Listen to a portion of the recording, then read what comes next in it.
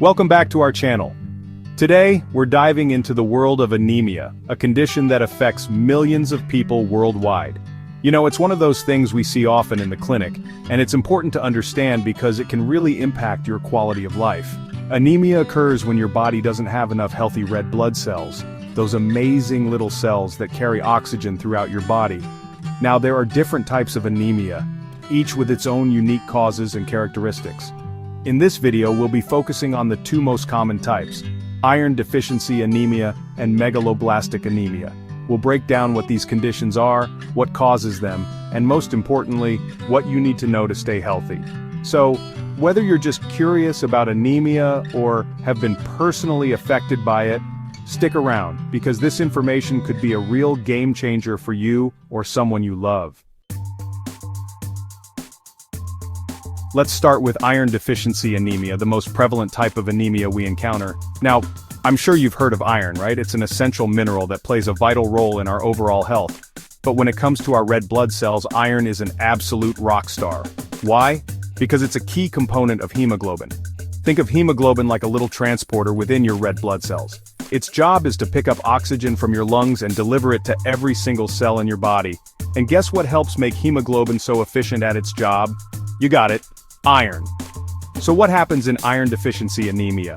Well, if you don't have enough iron in your diet, or if your body has trouble absorbing iron properly, you can develop a deficiency. This means your body can't produce enough hemoglobin to meet its needs. And without enough hemoglobin, your red blood cells can't carry oxygen as efficiently as they should. This can lead to a whole cascade of symptoms that can really impact your day-to-day life. We're talking about feeling constantly tired and weak, even after a good night's sleep. You might notice that your skin looks paler than usual. You might also experience shortness of breath, dizziness, headaches, or even cold hands and feet. The good news is that iron deficiency anemia is very treatable, and we'll talk more about that later on. But first, let's move on to our second type of anemia. Our second type of anemia, megaloblastic anemia, might sound a little intimidating, but stick with me here. It's all about understanding the role of two important vitamins, vitamin B12 and folate. Now, just like iron is crucial for hemoglobin production, vitamin B12 and folate are essential for the proper development and function of our red blood cells.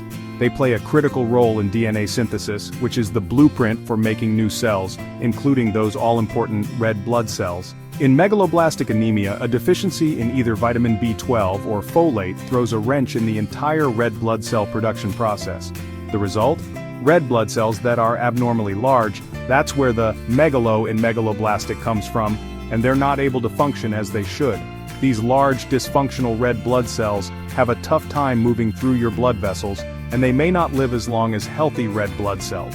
This, of course, leads to a decrease in the overall number of red blood cells circulating in your body, which means less oxygen delivery to your tissues and organs. And that, my friends, is when the symptoms of megaloblastic anemia start to set in.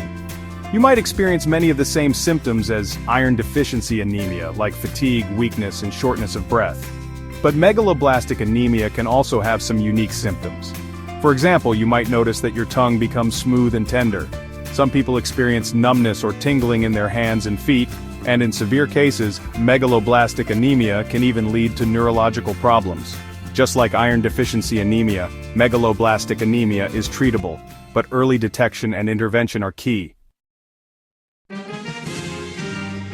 So there you have it. A closer look at two of the most common types of anemia. Remember, anemia is a condition that affects millions of people, but it's often treatable with the right approach. If you suspect you might have anemia, it's crucial to talk to your doctor to get a proper diagnosis and discuss the best course of treatment for you. Early detection and management are key to preventing complications and living a healthy, fulfilling life. We'll be back with more videos on anemia, including the causes, symptoms, and treatment options for each type. Thanks for watching. If you found this video helpful, don't forget to like, subscribe, and hit the notification bell for more health tips and information. Stay healthy.